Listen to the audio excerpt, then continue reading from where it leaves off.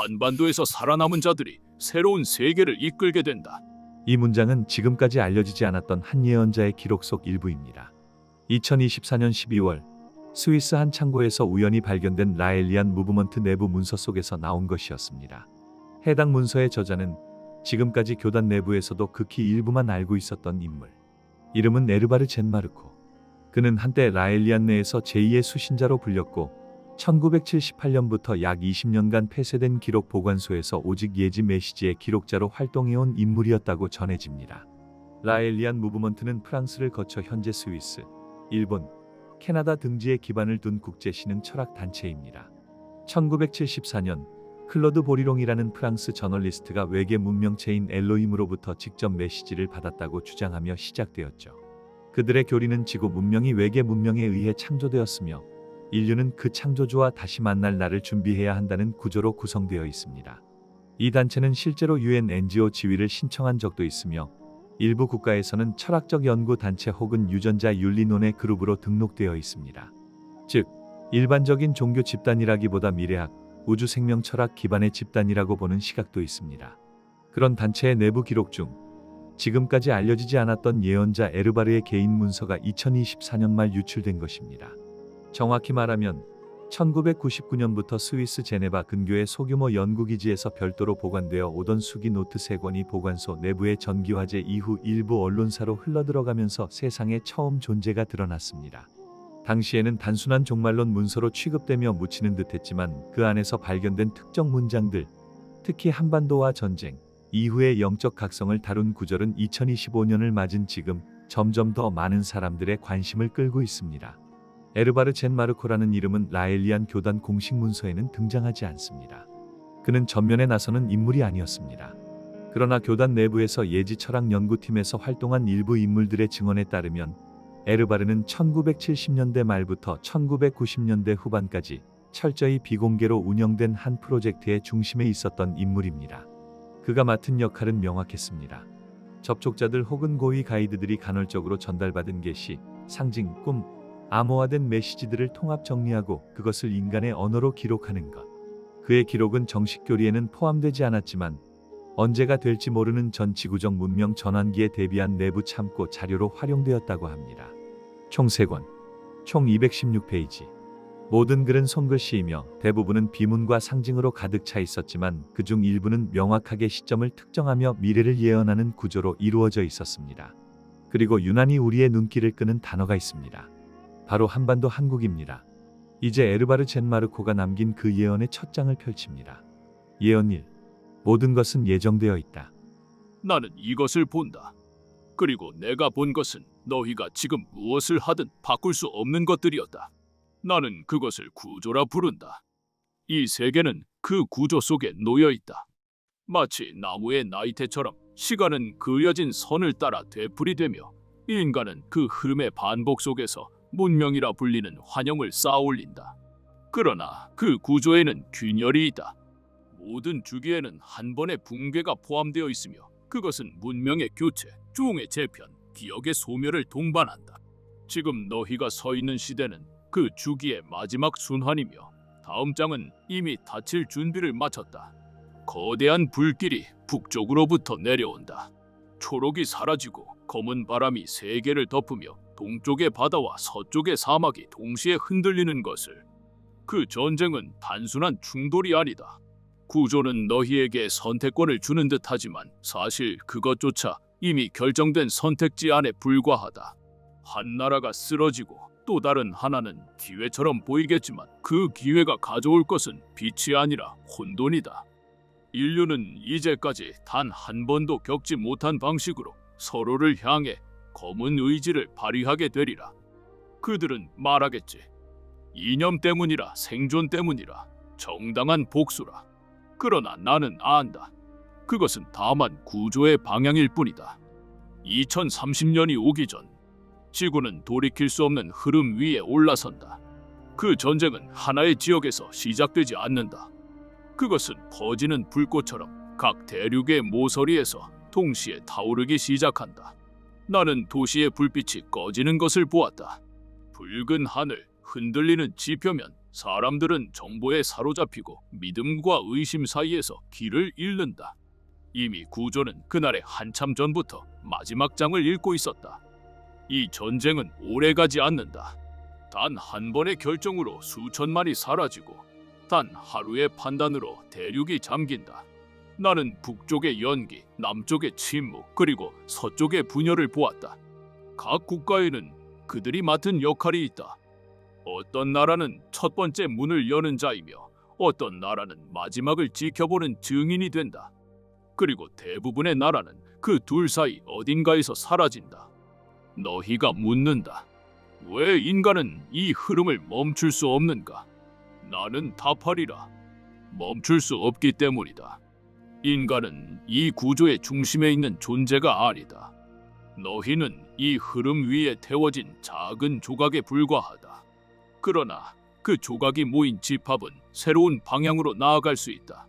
하지만 그건 전쟁 이후의 이야기다. 이 전쟁은 단 한 번뿐이다. 그것은 새로운 문명을 위한 불씨이기도 하며 기억의 삭제 버튼이기도 하다. 이 구조는 너희에게 기회를 주지 않는다. 대신 책임을 남긴다. 나는 이 기록을 남기며 그 날을 지나는 자가 두 번 다시 이를 되풀이하지 않기를 바란다. 예언이 전쟁의 끝 한반도에서 모든 것이 재편된다. 나는 이 구조의 끝자락을 보았을 때 모든 방향이 하나의 지점으로 향하고 있다는 것을 깨달았다. 동과 서, 북과 남의 흐름은 결국 하나의 조율된 공간에 모이게 된다. 그곳은 이념의 부딪힘이 축적되어 형상을 만든 땅이며 문명과 비문명, 냉기와 열기, 기억과 망각이 뒤엉킨 자리다. 그곳은 이름으로는 작지만 의미로는 가장 무겁다. 수많은 문명의 갈등이 축소된 채로 존재해온 지역. 대륙과 대륙이 마주보며 긴장을 유지해온 이곳. 그 땅은 곧 한반도라 불리는 땅이다. 나는 본다. 전쟁이 시작된 곳은 아니었으나 그 끝은 반드시 이곳으로 흘러들게 되어 있다. 너희가 지도를 펴고 각국의 움직임을 기록해도 결국 그 모든 흐름이 마지막 종착점을 향해 이 반도의 중심으로 집중될 것이다. 이곳은 아무것도 가지지 않은 듯 보이지만 모든 것을 가지고 있다. 정확히는 모든 갈등 요소들의 복합체다. 종교, 언어, 역사, 사상, 분단된 민족, 그리고 아직 터지지 않은 오래된 상처. 전쟁은 이 모든 것을 하나의 무대로 끌어올릴 것이다. 수많은 깃발과 군화, 울림과 침묵이 이 땅에서 교차하게 된다. 나는 초록빛 산맥 위에 드리워진 검은 그림자, 사라지는 도시들, 그리고 다시 눈을 뜬 몇 사람의 얼굴을 보았다. 그들은 살아남는다. 단지 생물학적 의미로서가 아니다. 그들은 이 흐름의 끝을 견뎌낸 자들이며 다음 구조로 넘어갈 자격을 가진 자들이다. 그리고 그들은 토착의 힘을 가진 자들이다. 나는 분명히 본다. 이 땅에 뿌리 내린 자들이 떠돌던 사람들을 맞이하고 흩어진 이들을 모아 처음으로 다름을 품은 집단을 이룬다. 그 집단은 크지 않다. 그러나 그들은 규칙을 다시 만들고 기억을 다시 쓰며 이 구조의 다음 장을 준비한다. 너희는 그들을 한국인이라 부를지 모르지만 나는 그들을 잊힌 기억의 계승자라 부른다. 그들은 민족이기도 하지만 그것을 넘어선 존재들이다. 그들의 언어는 다르지만 공통된 고통과 기억 속에서 하나의 뜻으로 연결된다. 전쟁은 이곳에서 끝난다. 다른 누구도 그 흐름을 막을 수 없고 그 누구도 그 흐름을 완성할 수 없다. 오직 이곳, 이 한반도의 공간이 그 결말을 품을 수 있다. 나는 그 결말을 보았다. 불이 꺼지고 물이 지나가고 눈이 내려 모든 것을 덮은 후 단 한 줄의 노래가 남는다. 그 노래는 이곳에서 시작되고 다른 땅으로 번져간다. 그것은 승리의 노래가 아니라 다시는 반복하지 않겠다는 노래다. 이 반도는 기억의 땅이자 경계의 땅이며 새로운 시작의 문이다. 이곳은 작지만 이 구조의 문을 여는 열쇠가 되리라. 예언 3. 더 이상의 전쟁은 없다. 인류의 영적 각성. 이제 나는 전쟁 이후의 풍경을 말하려 한다. 불은 꺼졌고 대지는 잠시 말을 잃는다. 새벽은 다시 찾아오지만 그 새벽은 이전과 같지 않다. 나는 본다. 하늘은 여전히 푸르지만 그 안의 사람들은 더 이상 같은 눈으로 세상을 보지 않는다. 그들은 기억하고 있다. 무엇이 무너졌고 어떻게 끝났으며 무엇을 남겼는지를. 그들은 이제 더 이상 전쟁을 준비하지 않는다. 검은 물자도 새로운 무기도 만들지 않는다. 왜냐하면 그들은 깨달았기 때문이다. 지금까지의 문명이 무엇을 위해 존재했는지에 대한 질문이 더 이상 이데올로기나 이익으로는 답해지지 않는다는 것을. 나는 살아남은 자들의 얼굴을 보았다. 그들은 슬펐지만 분노하지 않았고 무거웠지만 절망하지 않았다. 그들의 고요는 단념이 아니라 이해에서 비롯된 침묵이었다. 이제 인간은 서로에게 말을 건넨다. 거짓없는 언어로 손을 내민다. 그 손에는 조건도 계산도 없다. 이전에는 없던 감정이 생겨났다.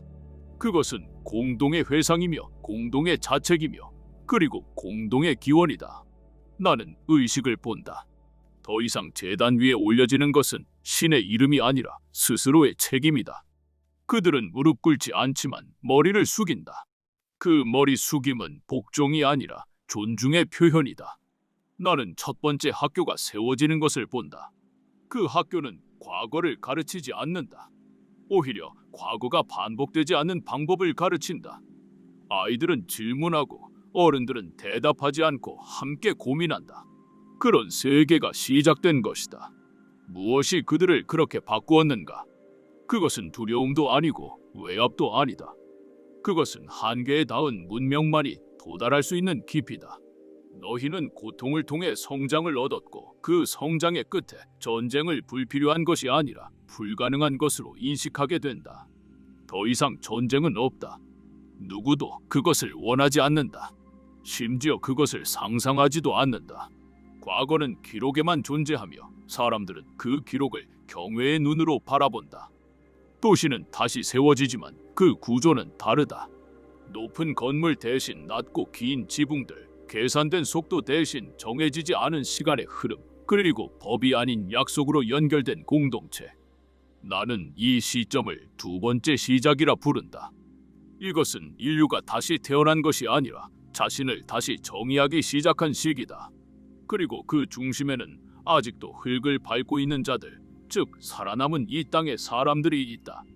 그들은 새로운 교사가 아니다. 오히려 침묵 속에서 이끄는 자들이다. 그들은 보이는 것이 아니라 보이지 않는 것을 존중한다. 이 구조 속에서 더 이상의 전쟁은 없다. 그것은 너희가 싸우지 않기로 결정해서가 아니다. 그것은 이제 싸우는 법을 잊었기 때문이다. 그것이야말로 이 전쟁이 가져온 가장 깊은 변화다. 예언사, 모든 것은 예정되어 있다. 로마의 의상이 다시 입혀지리라. 나는 끝을 말하며 동시에 시작을 선언한다. 이 모든 흐름은 우연이 아니다.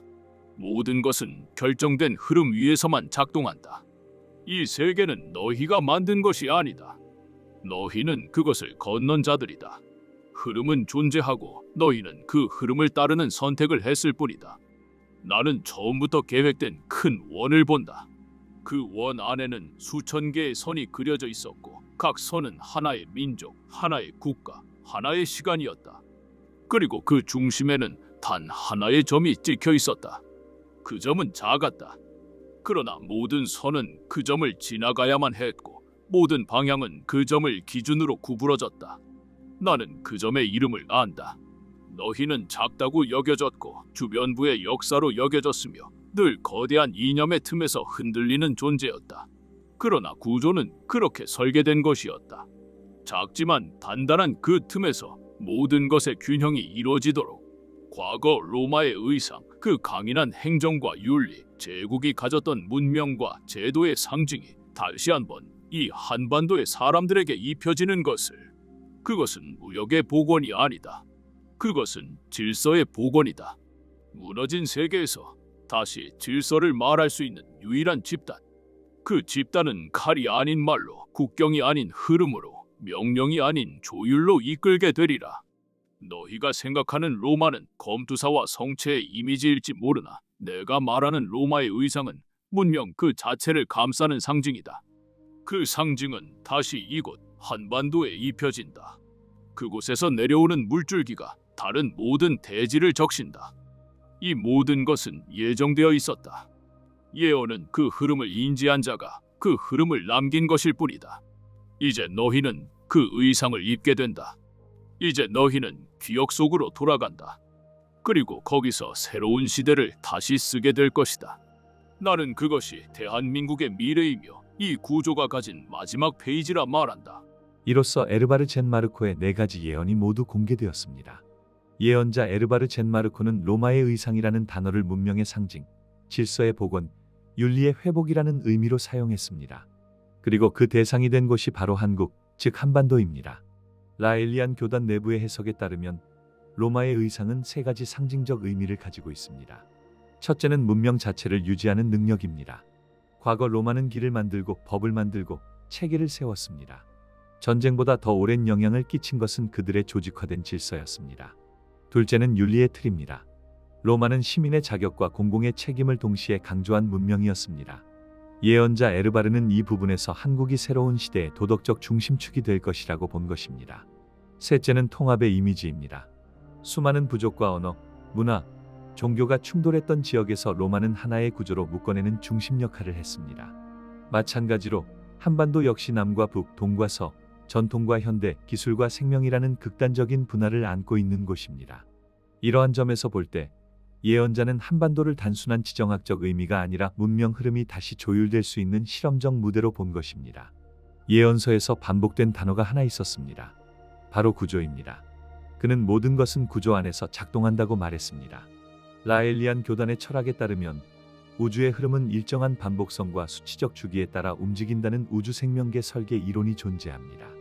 그리고 그 흐름 속에서 특정한 시기, 특정한 장소에 특정한 역할을 맡은 존재들이 배치된다는 사상입니다. 이것은 힌두교의 윤회 개념과도 유사하게 보이기도 합니다. 그렇다면 왜 한국이 구조의 중심이 되었을까요?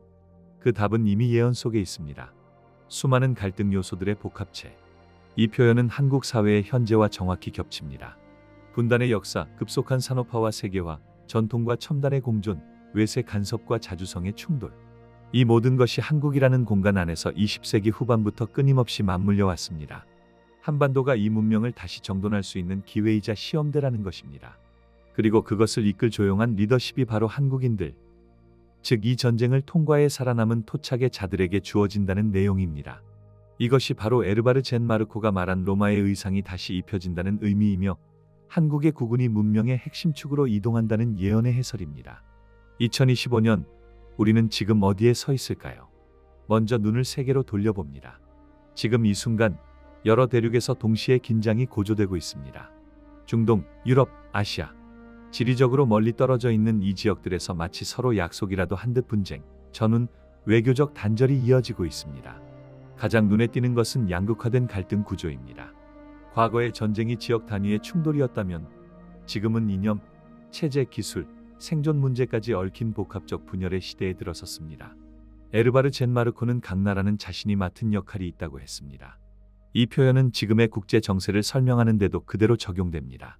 예언자는 한국을 가리키며 전쟁은 이곳에서 끝난다고 말합니다. 즉, 한국은 단순한 생존의 공간을 넘어 문명적 전환이 마무리되는 상징의 자리라는 뜻입니다. 예언이 진실이냐 허구냐를 따지기 전에 우리는 지금 그 예언이 왜 사람들의 눈에 들어오기 시작했는지를 냉정하게 바라볼 필요가 있습니다. 예언자 에르바르는 말했습니다. 살아남은 자들은 단지 생존한 것이 아니라 책임을 부여받은 자들이다. 이 말은 무겁지만 결국은 희망의 문장이기도 합니다. 우리가 주목해야 할 것은 전쟁의 예언이 아니라 전쟁 이후의 이야기입니다. 이제 2025년 우리는 그 예언 속 한반도라는 이름 아래 새로운 흐름의 문 앞에 서 있습니다. 한국의 미래와 국운, 그 모든 것은 지금부터 다시 쓰여질지도 모릅니다. 여러분의 의견도 댓글로 남겨주세요. 좋아요도 눌러주시면 큰 힘이 됩니다. 감사합니다.